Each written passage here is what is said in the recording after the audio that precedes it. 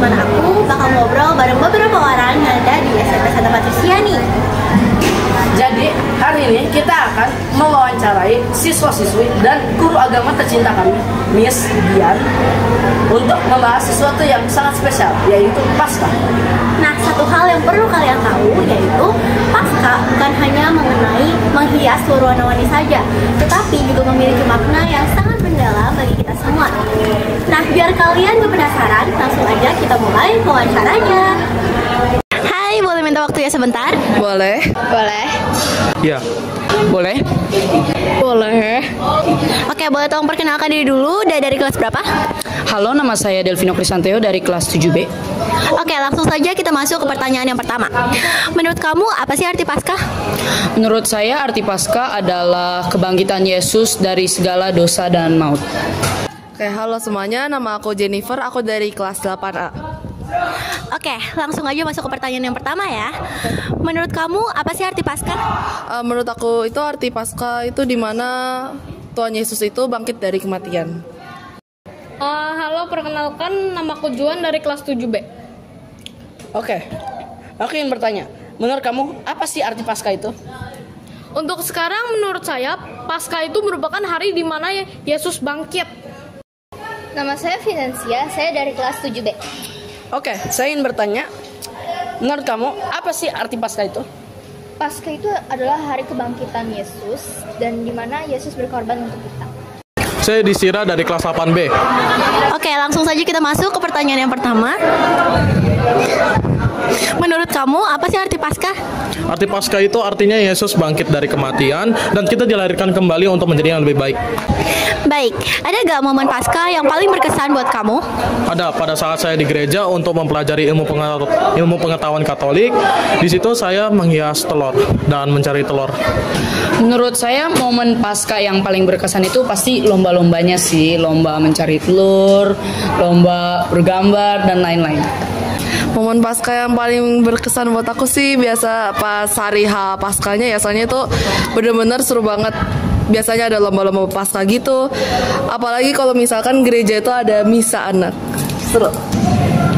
Untuk sekarang momen Paskah yang paling berkesan untuk saya itu saat saya di kelas 5 atau 6. Saya lupa pas kelas 5 atau 6, tapi pokoknya antara itu, di mana satu SD dikumpulin di lapangan untuk melakukan kegiatan Paskah, di mana beberapa telur banyak ya itu disebarin di lapangan, kita harus nyari, dan ada telur emas juga yang poinnya itu lumayan gede. Orang dengan poin terbanyak bisa dapat hadiah. Ada pas saya SD, saya pernah ikut lomba-lomba seperti mencari telur dan menghias telur. Dan itu tuh kepentingannya itu kebersamaan sama-sama sehingga kita bisa saling memuliakan Yesus. Menurut kamu, kenapa Yesus mau berkorban untuk kita? Menurut saya, Yesus mau berkorban untuk kita karena besarnya kasihnya, sehingga Ia tidak ingin kita berada dalam dosa yang terlalu besar. Karena Yesus sangat menyayangi kita dan Ia ini ingin mewartakan kerajaan Allah. Karena Yesus itu adalah Maha Penyayang dan Dia percaya bahwa setiap manusia itu bisa berubah dari kesalahannya. Karena Yesus adalah Maha Kasih, Maha Besar dan pengasih untuk kita, maka dari itu kita harus sering-sering memuliakan Tuhan dan percaya kepada Tuhan. Karena dia itu merupakan gambaran dari Allah sebagai manusia. Jadi dia itu ingin manusia itu bebas dari dosa, maka dia itu mengorbankan dirinya agar semua dosa manusia itu dihapuskan.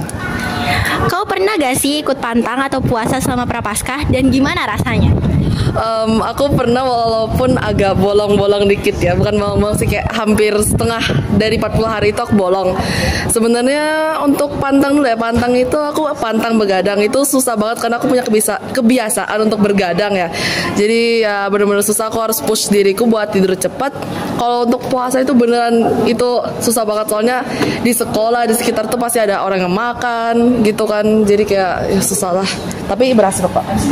Ya, saya pernah. Saya waktu itu pantang nggak makan yang manis-manis atau fast food.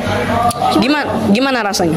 Cuman saya agak bolong-bolong gitu. Maka dari itu saya di tahun ini mau lebih baik lagi dan mencoba untuk nggak bolong-bolong lagi gitu. Saya pernah mengikuti pantang dan rasanya ya biasa aja. Tetapi saya merisi diberi tugas untuk menjadi yang lebih baik dari sebelumnya. Selama ini saya belum pernah mencoba untuk mengikuti pantang atau puasa ini. Untuk sekarang sih baru gitu ya. Pernah, justru setiap tahun saya ikut. Gimana tuh rasanya? Rasanya sebenarnya mungkin karena udah setiap tahun jadi udah biasa sih. Harapan kamu apa setelah merayakan Paskah tahun ini? Menjadi lebih baik pastinya dan memuliakan Tuhan lebih sering. Dan juga semoga kalian bisa sama-sama gitu mengikuti Tuhan dan percaya kepada Tuhan. Oke, terima kasih ya. Harapannya, karena saya sudah diadakan kembali, saya ingin menjadi yang lebih baik dari sebelumnya. Oke, terima kasih. Setelah merayakan Paskah tahun ini tuh rasanya lega. Kenapa? Karena pertama itu udah tahun ini tuh udah nggak pantang dan tidak berpuasa lagi, guys. Jadi lebih lega. Oke, terima kasih. Ya. Harapan saya adalah biar orang itu bisa lebih komitmen untuk melaksanakan pantangannya dan juga lebih banyak orang yang percaya kepada Tuhan Yesus. Baik, terima kasih untuk waktunya. Harapan saya setelah melakukan Paskah tahun ini adalah semakin banyak orang yang memahami besarnya kasih Yesus dan lebih banyak orang lagi yang mempercayai Yesus. Oke, terima kasih Juan.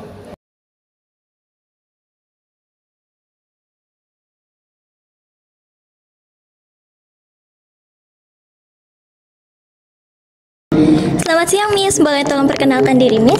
Perkenalkan, nama saya Dionesia Novritaya Mokoten. Biasa anak di sini dipanggilnya Miss Dian. Oke, Miss. Apa Miss bersedia untuk kami wawancarai pada hari ini? Boleh, silakan. Oke, saya mulai ya, Miss. Untuk pertanyaan pertama, apa arti Paskah bagi umat Katolik seperti Miss? Dalam umat Katolik, perayaan Paskah merupakan perayaan yang penting dalam masa Prapaskah, di mana masa Paskah itu merupakan masa kebangkitan Yesus. Baik, Miss. Terima kasih. Untuk pertanyaan selanjutnya, apa saja yang biasanya dilakukan umat Katolik saat menyambut Paskah? Sebelum menyambut Paskah, biasanya kita masuk namanya masa Prapaskah. Masa Prapaskah itu berlangsung selama 40 hari.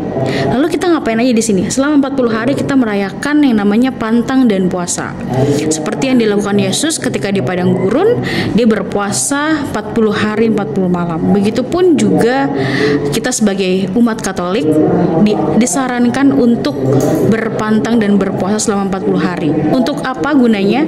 Di dalam 40 hari itu kita berguna untuk memperbaiki diri kita, menyucikan diri kita, bertobat. Makanya sebelum masa Paskah itu ada yang namanya sakramen tobat. Itulah yang dipersiapkan sebelum merayakan kebangkitan. Kita pun juga harus rela mau menderita dengan mengadakan pertobatan selama masa Prapaskah, yaitu 40 hari. Pertanyaan ketiga, apa itu Trihari Suci dan kenapa penting dalam Paskah? Trihari Suci merupakan bagian dari masa Prapaskah. Trihari Suci itu menjadi 3 ya. Ada Kamis Putih, Jumat Agung, dan Sabtu Suci. Kamis Putih ini merupakan masa malam perjamuan terakhir Yesus sebelum dia ditangkap. Kemudian Jumat Agung adalah hari wafatnya Yesus. Nah, malam Paskah ini dan yang ketiga adalah Sabtu Suci atau malam Paskah merupakan malam kebangkitan. Nah, puncaknya itu di hari Minggunya, yaitu Minggu Paskah, di mana Minggu hari raya kebangkitan Yesus. Pertanyaan keempat, apa kegiatan favorit Miss saat masa Paskah? Masa Paskah itu merupakan masa yang paling berarti buat saya, karena di masa Paskah itu kita benar-benar merasakan yang namanya kita diajak untuk bertobat gitu kan. Beda sama masa-masa lain, karena masa Paskah itu momen yang sakral, khusyuk, kemudian di mana masa ini kita bisa memperbaiki diri kita. Apalagi kan manusia ini kan cenderung sering melakukan yang namanya dosa. Di masa Prapaskah ini kita diajarkan untuk bertobat. Nah, inilah masa yang paling yang hari-harinya saya lakukan adalah mencoba untuk menjadi pribadi yang lebih baik, bertobat, kemudian aktif dan berpelayanan di gereja. Dan Miss Dian itu biasanya aktif dalam pelayanan, mengambil bagian di hari-hari Trihari Suci di gereja, mengikuti misa dan sebagainya. Wah, keren banget ya, Miss. Baik Miss, selanjutnya saya akan menanyakan pertanyaan yang kelima. Apa pesan Paskah yang bisa kami, anak-anak SMP, pahami dan lakukan? Oke. Masa Paskah itu kan merupakan hari kebangkitan, di mana Yesus itu rela wafat di kayu salib untuk menebus dosa manusia. Dan pesannya untuk itu adalah kita sebagai umat Katolik, sebagai anak-anak patrisia, khususnya harus menjadi pribadi yang lebih baik.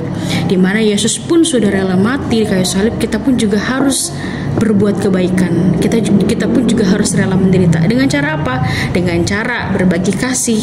Apalagi kita sudah jalankan ya tentu ya setiap hari namanya APP ya kan. Nah, itu juga salah satu aksi kita yang bisa kita lakukan untuk menyisihkan sedikit uang jajan kita untuk berbagi kepada yang lemah, miskin dan tersingkir. Nah, jadi pesannya Miss Dian, semoga dengan kebangkitan Yesus ini bisa menjadi suatu hal yang baru sehingga tidak terus terjerumus dalam pencobaan, tetapi anak-anak di sini terus mau terlibat bertoleransi, solidaritas kepada sesamanya. Oke, makasih Miss untuk pesannya. Untuk pertanyaan yang selanjutnya, bagaimana cara sederhana kami bisa merayakan Paskah dengan lebih bermakna? Cara sederhananya tidak perlu yang mahal, tidak perlu mewah, cukup dengan berbagi kasih dan saling mengasihi satu sama lain, terutama kepada teman-teman yang ada di sekitar. Tidak perlu jauh-jauh ya harus di teman yang di sana, enggak. Dimulai dari teman kita yang di kelas, itu untuk merayakan Paskah bersama. Kemudian yang kedua adalah berpartisipasi dalam kegiatan-kegiatan Paskah di sekolah. Salah satunya yang udah kalian jalankan adalah dengan mengikuti APP ya. Kemudian ada jalan salib yang kita sudah lakukan.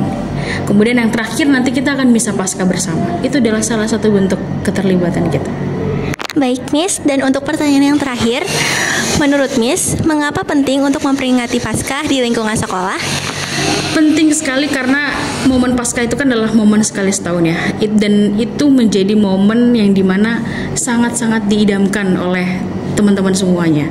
Makanya itu menjadi momen paling penting di mana kita semua sebagai umat Katolik dan sebagai teman-teman di sini harus terlibat aktif. Dimulai dari hal-hal kecil dan yang tidak sederhana. Baik Miss, terima kasih ya atas waktunya. Terima kasih. Nah, tadi kita udah dengerin sharing dari Miss Dian dan teman-teman kita nih. Ternyata banyak banget ya hal-hal yang bisa kita lakukan maupun jadi kita untuk kehidupan kita sehari-hari. Semoga setelah ini kita semua bisa makin sadar apa itu artinya pengorbanan dan kebangkitan, dan jadi pribadi yang lebih baik lagi ya.